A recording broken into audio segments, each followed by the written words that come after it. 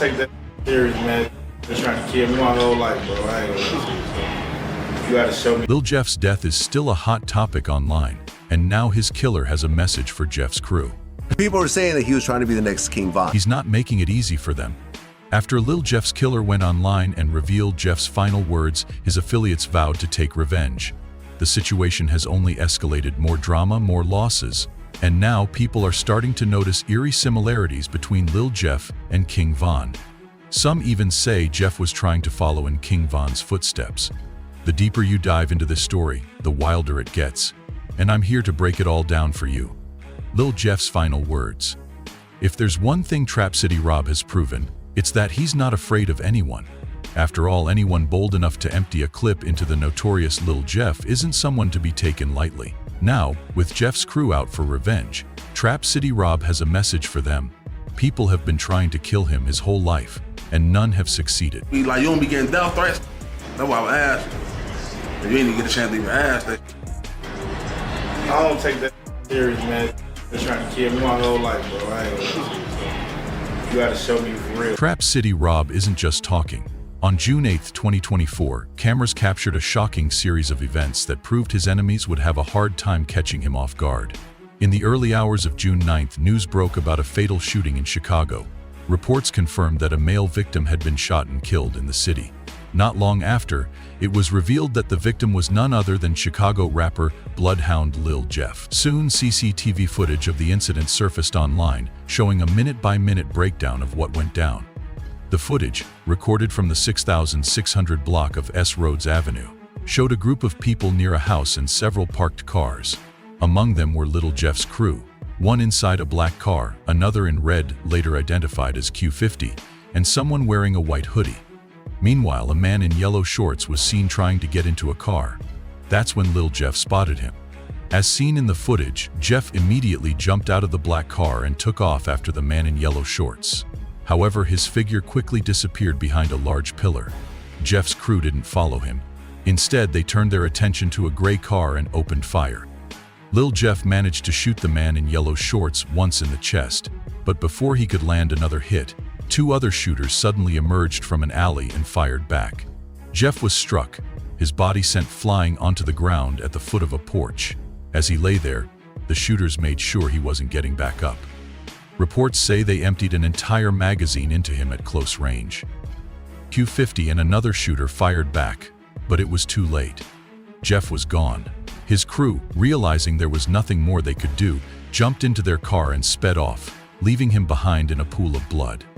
Scanner reports later confirmed that a victim who had been shot 15 times was transported to the hospital by his crew. CCTV footage even showed them carrying Jeff from the porch in a desperate attempt to save him. But by the time they reached the hospital, it was over. Jeff was pronounced dead on arrival. When authorities arrived at the scene, they found 58 shell casings scattered across the pavement. Meanwhile, the man in yellow shorts, who had also been shot, showed up at the hospital with his own people, suffering from a chest wound. Unlike Jeff, he survived. That man, Trap City Rob. He had come face to face with death and lived to tell the tale. However, police arrested Rob shortly after. According to Trench's News, shooting Lil Jeff 19 times while he was already on the ground wasn't considered self-defense. It was overkill. Ferguson say he was hit 19 times in the chest area. He was shot 19 times. And that's why I think they grabbed Rob for the murder, because it's overkill. It ain't self-defense 19 times. But then, new reports surfaced on Reddit, revealing that Trap City Rob's charges had been downgraded. Initially charged with first-degree murder, he later only faced a gun charge. Another Reddit post explained that Rob was arrested because a witness placed him at the scene when Jeff was killed. However, after investigating, the Chicago Police Department couldn't prove he was the actual shooter. So they dropped the murder charge and hit him with a gun charge instead. A photo of Trap City Rob later leaked onto Reddit showing him in good shape and good spirits. This was a relief to his growing fanbase, who had been anxiously waiting for updates. In fact, he's gained so much attention that he now has his own subreddit called Trap City Unk Gang, with over 2,500 members who call themselves nephews. He got his own, look, they got a group called Trap City Unk Gang. Right. That's the group, just the group. Right. Gang, and his pictures on there, and then they got, look, it say 1,000, the members in there, it say 1,738 nephews. Despite the support, Trap City Rob has asked Reddit users to stop spreading false information just for attention. I just feel like they bogus, man. Whoever started that, man, please stop doing stuff like that. Like, for real, this is like real life, though, you know? So, it's not no video game. It's not no movie, you know what I'm saying? While some details were incorrect, many Redditors were spot on about how this all started. According to one post, the beef between Trap City and Bloodhound began when Lil Jeff stole Trap City Carter's chain. This checks out. Rob himself confirmed that the war started because Jeff used to be cool with Trap City. They say his dad from down here, Big Jeff, something like that. Big Jeff. Anybody you got So his daddy is from down here. Yeah, fuck used to hang with them. They know what they did. So okay. They know what they did. So okay, the Bloodhounds. Y'all was cool. Everybody that got a that was my But everything changed after Lil Jeff took that chain. He stole the chain, bro. We tried like he took it. He stole my own chain. Who was that South Jackson? Nah, brother. One of the other guys. According to Trap City Rob, one of his affiliates had let Lil Jeff wear his chain, but Jeff never returned it. Instead, he claimed he got into a fight with the cops and lost it. And that was the beginning of a deadly feud. Having wear the J, he come back like he got into a house when he was 12. Last in, he lost it. You know what I'm saying? That's how much the broke they list. You know what? Lil Jeff's death set off a chain of violent events in Chicago, leading to the deaths of multiple individuals. Even after his burial, his affiliates continued to seek revenge, resulting in the killing of Trap City Carter. On October 20, 2024, a man was fatally shot in Chicago's Oakland neighborhood. At approximately 8:41 p.m. on South Ellis Avenue, two armed men approached their target and opened fire without hesitation. The 32-year-old victim, later identified as Chevelle Carter, had no chance of survival. The assailants quickly fled the scene in a white vehicle. Paramedics arrived promptly and rushed Carter to the University of Chicago Medical Center, but he succumbed to multiple gunshot wounds to the chest. Lil Jeff's affiliates wasted no time celebrating Carter's death. They took to social media, posting cryptic messages that suggested his murder was revenge. One of Lil Jeff's closest associates, Q50, posted an Instagram message implying that he had avenged his friend's death. His caption read, "Lil Sko and Lil Geef booing, feet kicked up, now I can get rich, I love and miss y'all." He also added, "P.S. It ain't over," and indeed it wasn't. Just days later, another tragic incident occurred, further escalating the gang war. On November 2, during Trap City Carter's funeral procession, his sister Romisha Turner became the next casualty. While driving in the procession, a white Jaguar SUV she was in crashed into a house at 147th Street and Sealy Avenue. When authorities arrived, they discovered Turner slumped over the wheel, suffering from multiple gunshot wounds. She was rushed to the hospital, but the injuries proved fatal. Her death marked yet another ruthless act of violence in the ongoing retaliation. Chicago's gang conflicts have reached new lows with no line uncrossed in the pursuit of vengeance. Yet such brutality is not exclusive to Chicago.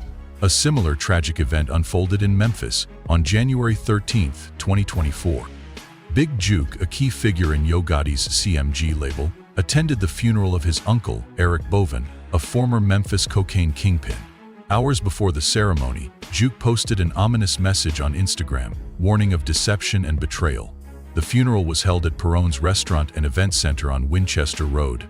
As attendees gathered in the parking lot, gunfire erupted. When the smoke cleared, Big Juke was fatally wounded. Memphis police immediately launched a manhunt for the perpetrators. The next day, a witness came forward, reporting that the shooters fled in a white Ford Explorer with black wheels and dark-tinted windows. Surveillance footage provided additional leads. Witnesses also recalled two suspicious men inside the church, seemingly observing Big Juke before leaving early. The most shocking detail? Big Juke's mother was in the vehicle with him when he was ambushed. Whoever orchestrated the hit had no concern for innocent lives. The question remains, who wanted Big Juke dead? Internet detectives believe the answer lies in the long-standing feud between Yo Gotti and Young Dolph. Big Juke had openly mocked Young Dolph after his death in 2021. His social media posts expressed disdain for a mural featuring Dolph alongside NLE Choppa and Moneybagg Yo. Both Chicago and Memphis continue to be plagued by violent cycles of retaliation, showing no signs of stopping. I don't probably know beside two real Two real with a in the middle, man. Y'all don't do that, man. Don't fuck up our legacy. So right here, y'all. Two gangsters. What is even more disturbing were the allegations that Big Juke had put a $40,000 bounty on young Dolph's head. He then approached his right-hand man to look for goons to carry out the murder if I see Shash. If I see Gotti, if I see Migo, if I see Youngster, I'ma get on. This shit ain't got nothing to do with nobody else, bro. You don't know that Juke put a hit out, bro. Don't know this shit. Hey, man, look, bro. My Juke put a $40,000 hit on you. Like Yo Gotti's brother Lil Jeff's ops, and their families weren't safe because his affiliates were getting the job done. They were determined to slide for Jeff because while he was alive, he had single-handedly made all their ops afraid of the Bloodhounds. He had done this so effectively that he was being compared to one of the most ruthless gangsters in Chicago's drill history. Lil Jeff, the new King Vol. He did an interview with DJU where he was talking about, the rumor that he had 10 bodies and stuff like that. And, people were saying that he was trying to be the next king. Lil Jeff was moving recklessly when he was still alive, that people were starting to compare him to King Von. For anyone who knows King Von's reputation in the streets, you already know that it takes a special kind of evil to get compared to him. I mean, King Von was described as rap's first serial killer. Von loved sliding on his ops so much that some of them, like King Yella, had a feeling that he wasn't human. He was a different individual, bro. He was just, something was wrong with him. That's not human, man. You're not regular, man. The devil, man. That's the devil, man. Real. That nigga was the devil. And some of his ops, like FBG Young, were over the moon when he was killed in Atlanta. When you looked at King Von getting killed, how did you feel? Considering the animosity between you guys up to that point. Like my real first action. Yeah. Thought. I was happy. You're happy. When you looked at King Vo getting killed, how did you feel, considering the animosity between you guys up to that point? Like my real first action, yeah, thought I was happy. You were happy. I was happy. So, man, when you listen to the lyrics, he make killing somebody sound appealing and But one thing that made V so dangerous and feared by his ops was that he made murder sound fascinating and appealing. They were standing out there and this block was full of people.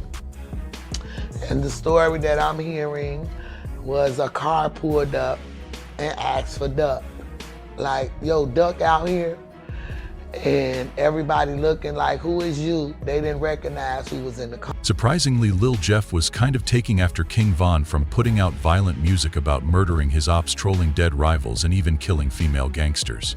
What's even more shocking is that they were killed in near identical situations, and even while both lay in their graves, they caught murder cases. As crazy as it sounds, these two gangsters had all these things in common when it comes to releasing violent music.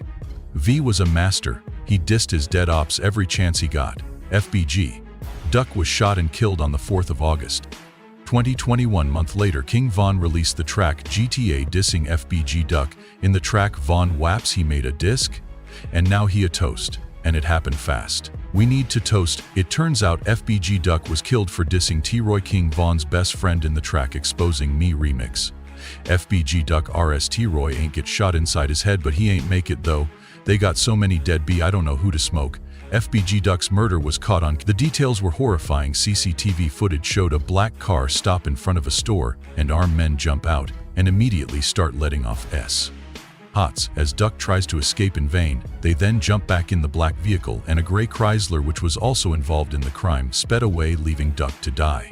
More footage showed the Grady Chrysler pulling up to A block with a cop car in pursuit. Von also mocked Duck's brother FBG Brick, who was also shot and killed in Chicago, on the track. Pressing Von W's, a switch, I can shoot a brick and they still say I hit. They caught that brick and hit him in on July 17, 2017. FBG Brick and his cousin and Kobe Mack were in the Woodlawn neighborhood when a car pulled up looking for FBG Duck, but left after they couldn't find him. They instantly shot Kobe, and Brick tried to run and jump a gate. And was shot in the back. Later at around 2:50 p.m. shots rang out. Police were called to the 6300 block of South Lawrence, where they discovered a horrifying scene. Kobe Mack lay in front of a home with a gunshot wound to the head, while FBG Brick was found in the back gangway suffering from gunshot wounds to the back and arm. Shit will start happening. Y'all know this by now. I went black for like a week, and poof. Gotta go after that one. Poof. I came back. Poof. Won't let them though. Well, Lil Jeff has also detailed his ops deaths in his music in the track Lil Jeff RS When I Speak It's Only Facts. He was screaming awe when he got hit. Just walked in lids for 2 hats. Really stepping on blood. Know how it get bounced out with 4 sticks. 2 got hit. Liv was rapping about one of his most infamous drills that saw 2 of ops Lil Rob and Monty lose their lives. It all went down on Friday, January 26, 2024 at exactly 12:30 p.m. 2 cars sped toward the Washington train station just a short distance from Innovations High School, located in downtown Chicago. The moment they stopped, masked gunmen leaped out, guns drawn and opened fire. The targets were clear, Monty and Lil Rob, and the shooters didn't miss. They then jumped back into their cars and sped off, leaving Monty and Lil Rob bleeding out on the ground. Emergency responders rushed to the scene, but by then it was already too late.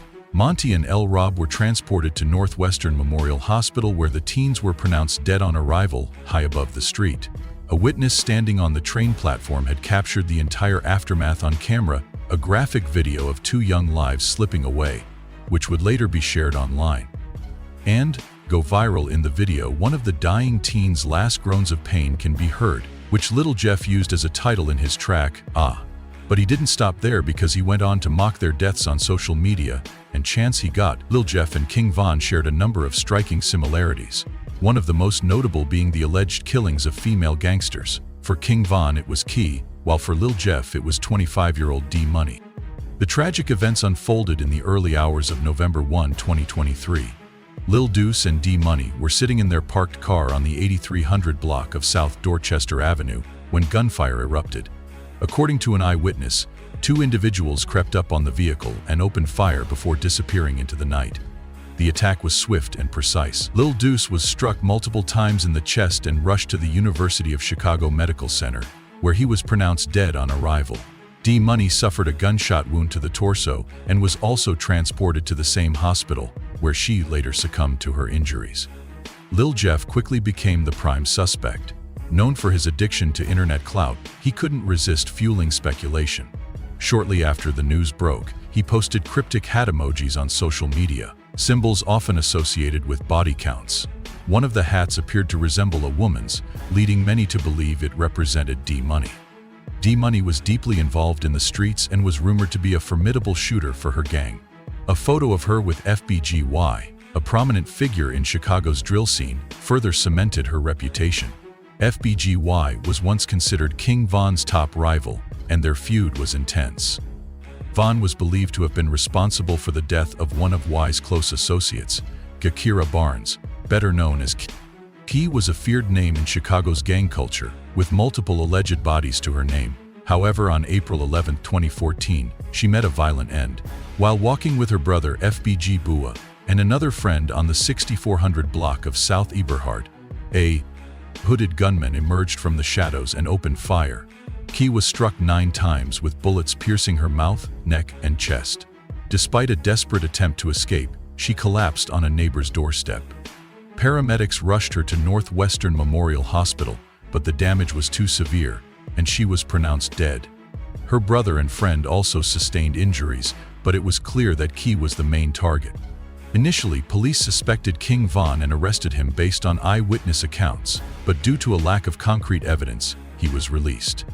Years later, after Von's own death in 2020, police reports confirmed what many had long believed: Von was the shooter. The official report described the suspect as wearing a gray hoodie and blue jeans, approaching the trio and unleashing a hail of bullets before fleeing in a getaway vehicle. Like Von, Lil Jeff also found himself implicated in multiple murders. Following his own death, authorities linked him to the killings of Monty and Lil Rob. Investigators pieced together evidence through social media posts, phone records, auto theft reports, and surveillance footage. This led to the arrest of 22-year-old Tommy Coleman, who was charged with 2 counts of first-degree murder, attempted murder, aggravated discharge of a firearm, illegal possession of a firearm as a felon, and failure to register as a gun offender. Had Lil Jeff been alive, he likely would have faced similar charges. Another eerie similarity between Lil Jeff and King Von was how they met their end. Lil Jeff was gunned down while attempting to slide on his enemies, just as Von was when he was killed on November 6, 2020. That night, Von had just left Opium nightclub to celebrate the release of his debut album Welcome to O-Block. He headed to the Monaco Hookah Lounge, where his rivals, Quando Rondo and Lil Tim, happened to be. As Von exited his vehicle, one of his associates informed him of Quando's presence in the parking lot. Without hesitation, Von rushed toward him and began attacking. Quando's crew joined the scuffle, trying to defend him. Then, out of nowhere, Lil Tim emerged and fired shots. Von was hit in the torso. Off-duty police officers in the vicinity also opened fire, striking Lil Tim. Von's crew quickly loaded him into a vehicle and rushed him to the hospital. Meanwhile, Lil Tim, injured, was transported to the hospital alongside Quando Rondo. In a cruel twist of fate, both groups ended up at the same medical facility. Despite efforts to save him, King Von succumbed to his injuries during surgery. Lil Jeff and King Von had many things in common. Both were feared in the streets, both were implicated in multiple murders, and both met their end in violent circumstances. As FBG Butter once put it, King Vons don't last long in the streets. If you enjoyed this video, click on the links on your screen to watch similar content.